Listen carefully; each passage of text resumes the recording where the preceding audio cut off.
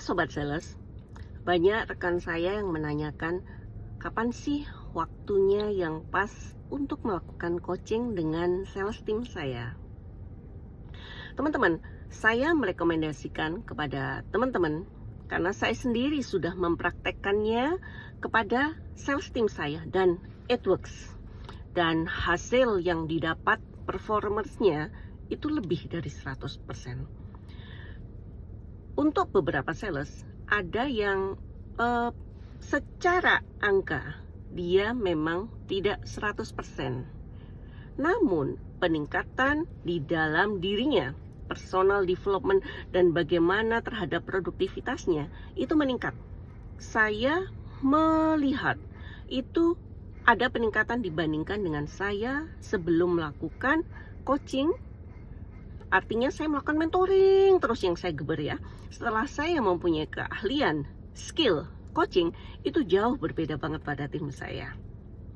Nah, jadi teman-teman, jangan pernah ragu untuk berkomunikasi ya, dari awal ataupun pada saat pertengahan dari proyek tersebut. Ataupun ketika kembali setelah meeting.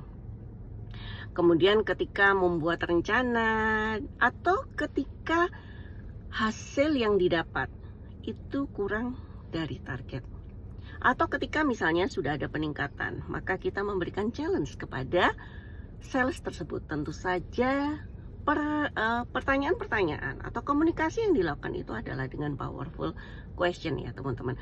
Nanti akan saya share powerful questionnya seperti apa gitu ya. Nah, jadi teman-teman, tidak ada batasan kapan melakukan coaching untuk waktu tertentu. Anytime teman-teman. Anytime teman-teman bisa lakukan tanpa waktu yang khusus dengan tim Anda. Dan itu saya sudah praktekkan dan menjadi sangat nyaman sekali. Jadi melakukan coaching itu bukan menjadi suatu siksaan. Aduh, bentar lagi coaching, udah kebayang lah ya kan, waktunya harus 1 jam, harus 30 menit gitu ya minimal. Belum lagi, Kak, bayangin kalau baru cuma 3 atau 4 sales. Bayangin kalau timnya yang besar sampai 60. Wah, 60 jam habis buat coaching ya. Khusus hanya untuk itu aja. Dan teman-teman ketahui, melakukan coaching itu menguras tenaga. Karena coachingnya itu mikir ya, mikir luar biasa gitu ya. Karena teman-teman di trigger gitu ya, untuk kemudian akhirnya muncullah solusi-solusi. Jadi makanya kenapa disebut coaching itu unlock potensial ya.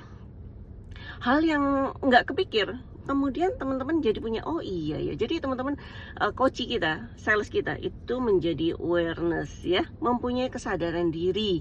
Dan akhirnya mereka memutuskan sendiri juga, oh iya saya harus melakukan ini, oh iya kemarin yang belum saya lakukan ini, oh iya pantas kemarin saya gagal karena saya melakukan percakapannya dengan prospek saya seperti ini. Jadi akan banyak sekali hal-hal yang mana menguntungkan teman-teman jika seorang manajer atau seorang leader itu rutin melakukan komunikasi, dan komunikasinya itu terhadap salesnya adalah sudah dengan skill coaching yang di wrapping gitu ya. Jadi hal ini teman-teman tentu saja akan meningkatkan produktivitas dari tim sales Anda. Saya sendiri sudah membuktikannya ya. Nggak perlu waktu khusus, cukup sebentar saja ketika mereka misalnya telepon atau saya yang telepon ya, kebalikannya ya, ataupun dalam via WA aja itu sudah cukup dan membuat mereka mendapatkan insight untuk maju ke depannya. Jadi terkadang sales kita itu sudah tahu jawabannya harus ngapain. Nah gitu ya, dengan coaching itu akan menghilangkan keraguan mereka dalam mengambil keputusan. Bahkan juga dengan kita melakukan coaching yang rutin, itu akan ketahuan aktivitas yang tidak berguna itu apa saja sih gitu ya, sehingga bisa di-cut dan menjadi lebih produktif. Dan kemudian yang saya rasakan sendiri, saya melihat tim saya itu ya, dan perubahan juga yang saya lihat pada diri saya setelah saya melakukan self coaching dan coaching secara rutin kepada tim saya, itu kita bergerak semakin cepat karena masalah-masalah itu mudah dipahami gitu ya. Nah kemudian manfaat berikutnya lagi yaitu dengan adanya coaching menciptakan ide-ide baru yang mana selama ini nggak kepikir gitu ya teman-teman. Nah, satu hal lagi yaitu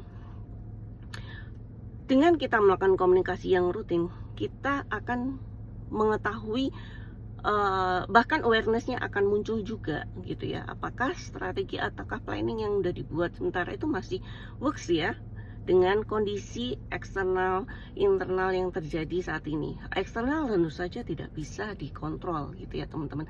Sehingga mau nggak mau, sehingga akhirnya melakukan justifikasi perbaikan ya, yang mana intinya adalah tetap menuju goal yang kita tuju. Jadi teman-teman jangan pernah ragu lagi untuk melakukan coaching yang rutin. Ingat, kita sebagai leader adalah leader as coach, leader as mentor, ya, leader as trainer. Karena itulah seorang leader dibutuhkan untuk terus harus belajar, harus terus berkembang, ya. Karena ilmu yang kita miliki di masa lalu bisa jadi sekarang sudah tidak update lagi. Karena eksternal ini berubah terus. Customer mengalami perubahan juga yang luar biasa. Buying cycle pun juga terjadi perubahan. Jadi makanya ada beberapa leader yang merasa saya sudah melakukan metode yang sama seperti dulu, tapi kenapa nggak berhasil? Padahal dulu selalu berhasil. Berarti awareness-nya masih belum ada, teman-teman. Nah, karena itu teman-teman, dengan teman-teman sering melakukan coaching, jadi lakukan aja coaching. Bahkan self coaching bisa dilakukan setiap hari teman-teman. Kenapa? Karena bahkan tim kita itu kan menghadapi up and down ya ketika berada di lapangan, berhadapan dengan customer gitu ya. Nah, dengan kita sering melakukan coaching, otomatis itu motivasi mereka itu tetap, energi level mereka itu juga tetap, dan produktivitas mereka juga makin meningkat. Oke, begitu teman-teman. Saya harap teman-teman mau willing to learn bahwa coaching itu sebenarnya skill yang bagus untuk teman-teman terapkan jika teman-teman mengharapkan performance breakthrough di dalam sales team Anda.